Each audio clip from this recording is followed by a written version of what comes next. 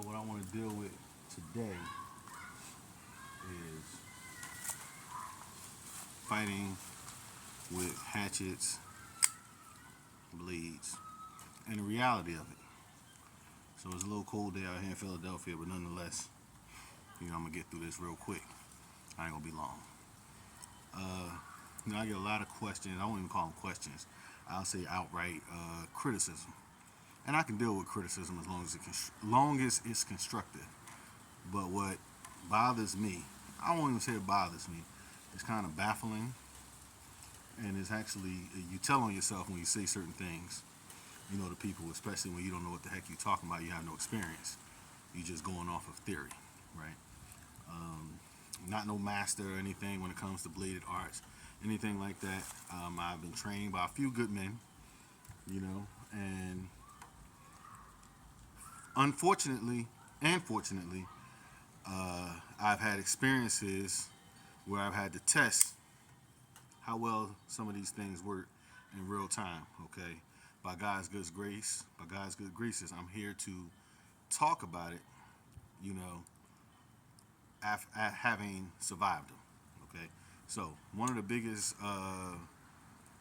criticisms I get is throwing these hatchet knives. One thing a lot of people say, you don't want to throw your weapon away. It's not practical. If you do it, you're throwing your weapon away, and a person can get your weapon and use it against them. And that's true in a lot of cases. But when you have training in combative knife throwing, which I have training in combative knife throwing, I've been taught by, again, a few good men, and fortunately and unfortunately, I've tested it in real time, and I'm here to talk about it.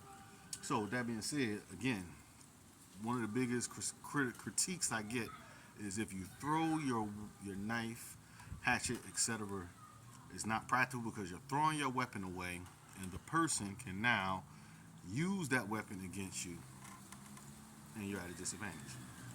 And one of the things that a lot of these people don't consider is, number one, historically, anybody that goes into battle, whether it's the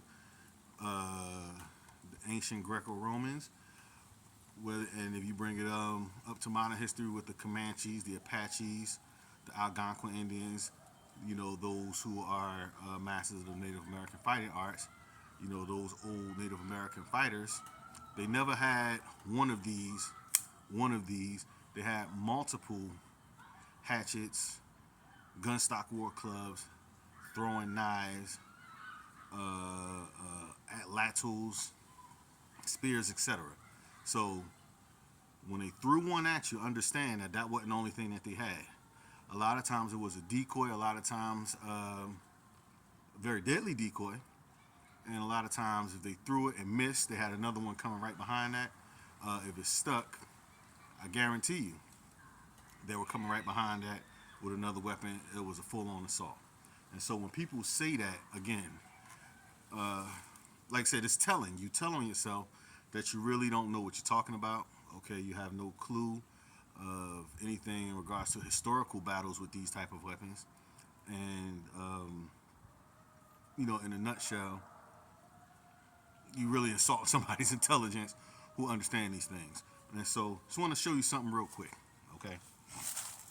If this was a battle or whatever your case may be, as this hatchet is coming at you, I'm right here. I'm half a step away. If this was a person, okay, from hitting me, okay, as I'm stepping, mind you, that's a stick.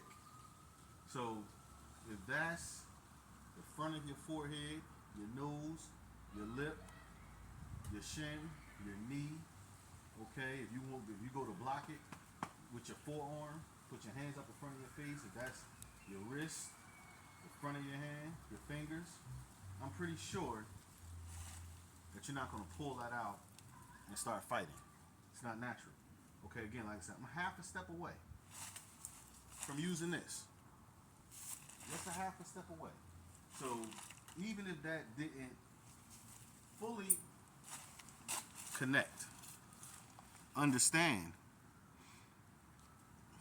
I say it like this: anybody who boxes, anybody who's been in hard street fights or sparring anything, if you get hit flush in the face and it's unexpected, it takes a couple of seconds to gather yourself. You may clench, you may hold, you may try to punch out of it, but it takes a couple of seconds to gather yourself because that's strong blunt force trauma to the face.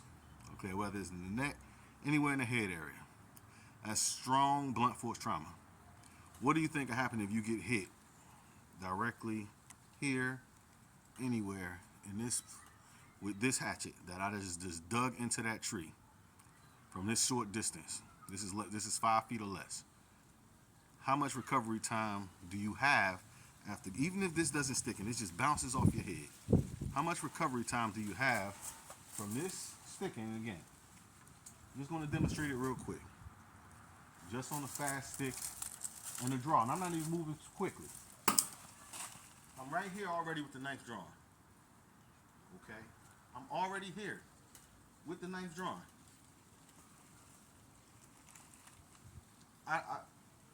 I'm literally right here. And that wasn't even quick movement.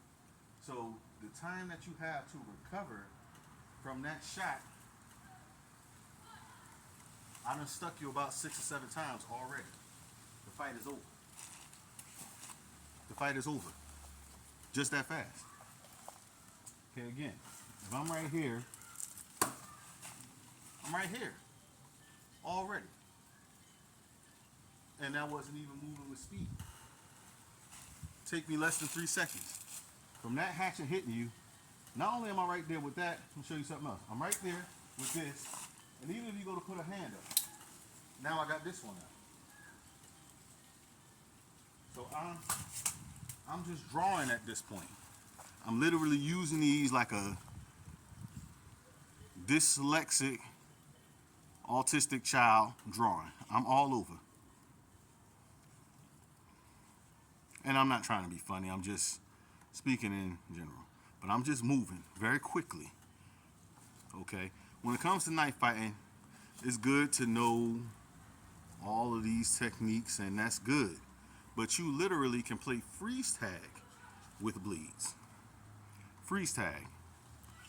Anybody who played tag before, all you gotta do is just be able to reach out and touch somebody. So if I can reach out and touch you with these, that's a game changer. So again, I don't want to be long. I just wanted to give that explanation because, like I said, I get a lot of flack when it comes to self-defense with these and self-defense with stuff like this. Again, how are you going to pull this out of your face or your forehead or your ankle or your knee or the side of your head or your shin or your elbow, okay, or your forearm if you go to block it, and then still successfully contend with these? That's not possible. It's possible, but those are dice that I wouldn't want to roll. So that's my quick rant. Again, I was bored, so I just felt like making this video. But it's a serious subject, and again, like I tell people, something I learned a long time ago. If you don't know something about a subject, get the knowledge on it. That's something I'm still learning to do, in my life. And again, practice. Practice don't make perfect in my opinion, but practice does make proficient. I make sure I get a lot of practice in. Again, I was fortunate enough to be unfortunate enough to be able to do some of these things in real time, so I know what works and what don't work. All right, again, no more for myself. Y'all stay safe on a Saturday. Everybody enjoy the holiday weekend. Peace.